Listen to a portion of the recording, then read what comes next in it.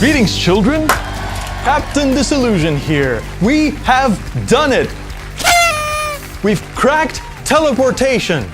80 years of scientific research in quantum entanglement have turned out to be irrelevant, because in the end, the first interstate portal was opened in the bedroom of a YouTuber named Funky Fathead.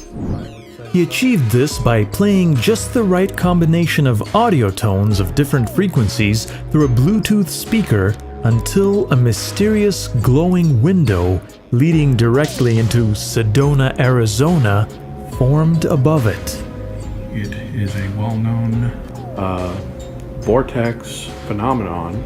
There's several of them there, and you are witnessing a gate, portal, wormhole, stargate, whatever you want to call it, from this bedroom to another state. You know, as I watch the number of views on the video steadily approach 1 million, and the credulous comments about the experiment outnumber skeptical ones, I can't help but ask, what the f*** is wrong with you? What the f***? Whoa, Captain, take it easy. Don't tell me to take it easy. What am I doing? What have I been doing this for? It's important when you disagree with someone's point of view to make sure that you fully understand it. If I showed you that this collectible T-1000 Terminator figurine seems to be somewhat alive, you'd be right to immediately assume I faked it with a bit of digital warping. And if I suddenly made a big deal of how a decorative turtle shell keeps falling off my shelf for no reason, you'd be right to suspect there's a simple explanation for how that happens. But if I took my time and engaged you in an interesting story about these events, you might find my cheap tricks start to look more convincing. You'd be seeing them in a specific context. I call this trendy web content technique the piecemeal paranormal. It's when someone shares little tidbits about odd things they've been experiencing or experimenting with. Each individual anecdote is not that crazy, but over time they get more interesting and add up to a disturbingly compelling paranormal narrative. And a compelling narrative often feels like compelling evidence.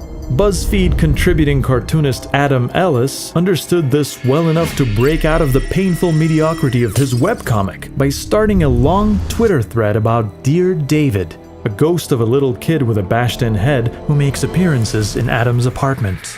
The tweets began as sections of a first-person horror story that had a clearly fictional tone. He saw David in a dream, he dreamt about another kid telling him the rule of how not to get killed by David, don't ask him more than 2 questions, and then dreamt about inexplicably breaking that rule, and now David haunts him. But after the huge audience response, Adam's tweets transitioned into earnest reports, complete with pictures and absolutely terrifying videos of paranormal activity.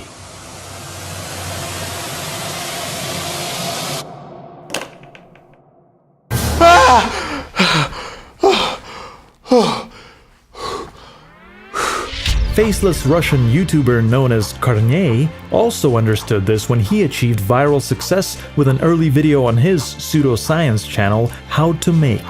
In it, he explained how to make a homunculus by injecting a chicken egg with his own sperm, and after a few days, extracting a misshapen creature that appeared to move. This made the internet somewhat curious, and after studying viewer reactions and suggestions, Karney spun off an entire series of progressively wackier homunculus experiment videos. His attempts to make a healthy one and getting sprayed with acid, growing another, feeding it, creating a third, naming them after Pokemon, letting them interact until one absorbed the other, and discovering that the resulting hybrid had teeth and was partial to pieces of meat soaked in human blood. Spoiler alert. So our friend Funky Fathead wanted in on this piecemeal paranormal trend and started his own channel. Like the others, he used what's available to him. Adam Ellis lives in a dilapidated building and owns a creepy doll. Karney has access to laboratory equipment. Funky Fathead has some tacky wall art and a bed. Yeah, I know, it sounds nuts. His first few videos focus on pretty creative demonstrations of the Mandela effect. But eventually he discovers that certain sound waves seem to create a physical disturbance above the bed. A frequency of 432 Hz opens up a dark mass There it is. and gets 710,000 views. 528 Hz fractures space-time and earns a less interested 229,000 views. But playing a combination of 528 Hz and 525 Hz opens a gateway to the red rocks of Sedona. A natural reaction to something like that is, of course, I want to try it myself to see if it works. Several viewers did just that and were unable to replicate the results. But they didn't follow the protocols closely enough. I've got the exact same Bluetooth speaker that Funky Fathead used.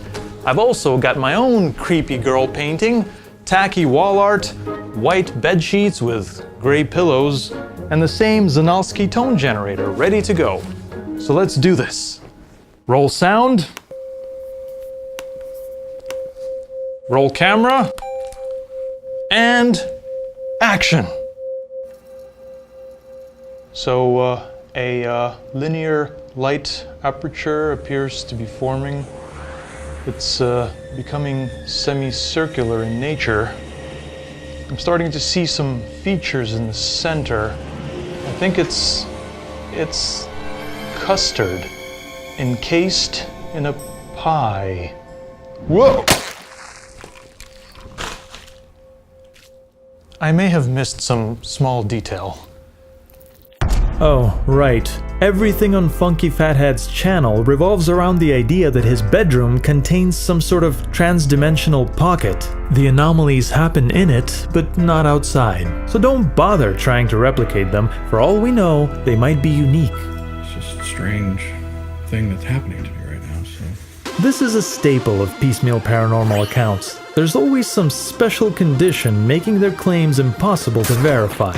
Adam Ellis's hauntings happen only to him and only at his apartment, so you'd have to be there with him, and even then they don't happen all the time, so you might not witness it. But here are some weird Polaroids.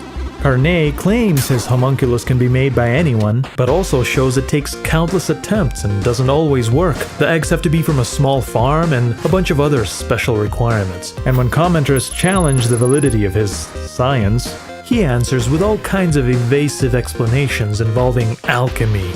These creators aren't just moving the goalposts, they've strapped them to their backs. And that's why you need me.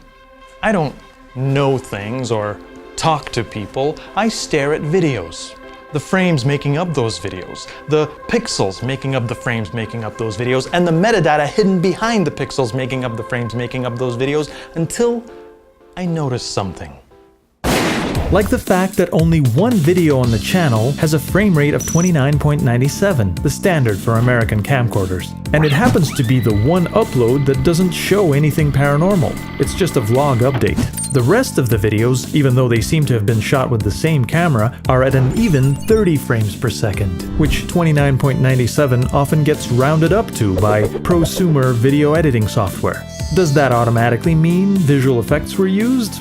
No, but these beautiful volumetric light rays occurring in a small, smokeless room definitely look like the ones taught in this After Effects tutorial by that guy who's too busy to make tutorials anymore. How dare you keep us waiting for free things that you make for free? In order to align the 3D-like effect of the rays, you have to track the camera motion of the shot by pressing a button and waiting for a little bit. This also lets you accurately place other things in the scene, like an inexplicably flat portal that just happens to be facing in your direction. Of course, why would you build and animate a whole 3D model of a cool spherical anomaly when drawing a simple flat shape and wobbling it with some procedural noise impresses your audience anyway? In fact, at the beginning, you don't even need to 3D track the camera. Simple point tracking and quick pans do the job nicely. But with a 3D camera track, you can use the flat portal as a mask to reveal another object. In Funky Fathead's case, it's a large, flat plane with a view from Airport Mesa, a tourist spot where every hippie goes to experience magical vortexes, and every stock photographer takes pictures of this same vista.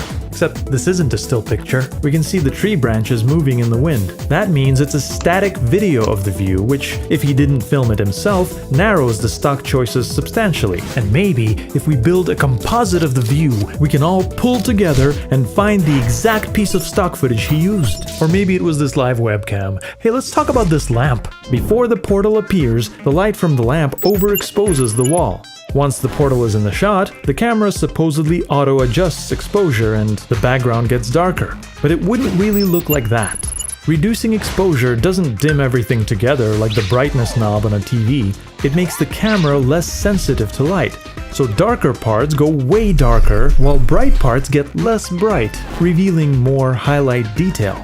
The highlight on this wall stays the same, because there was no detail to reveal, because the camera didn't really adjust, because there was no portal in the shot. Because whether or not flapping air molecules at certain frequencies can open a portal across space, it can't. Whether mysterious vortices exist in Sedona, they don't. And whether or not Funky Fathead's bedroom is home to a transdimensional anomaly, it's not. This video is definitely 100% fake. Now, your reaction might be, "Wow, Captain, that's incredible, but you're missing the point. People get that everything on these channels is fake and they like it." Do they though?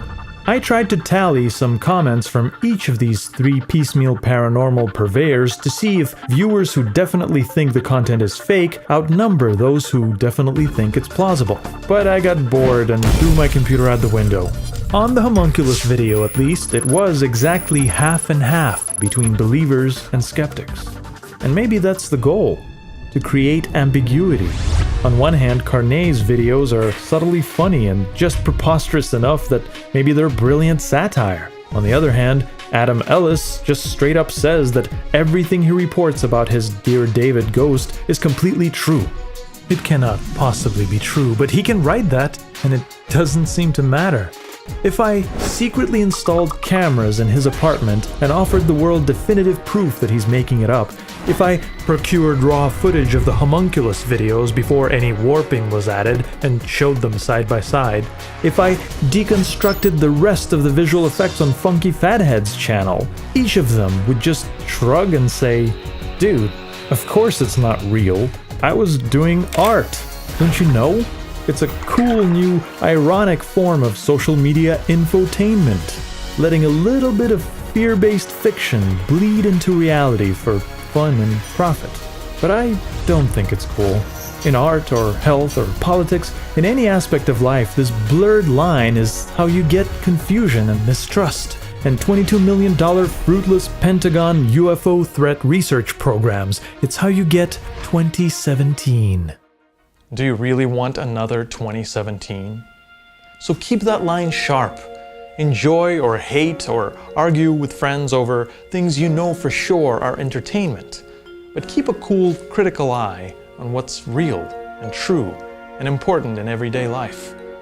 You know, love with your heart, but use your head for everything else. And let's hope for a less uncertain new year. I never learned the meaning or the lyrics to this song, but I just like the sound of it, so I try.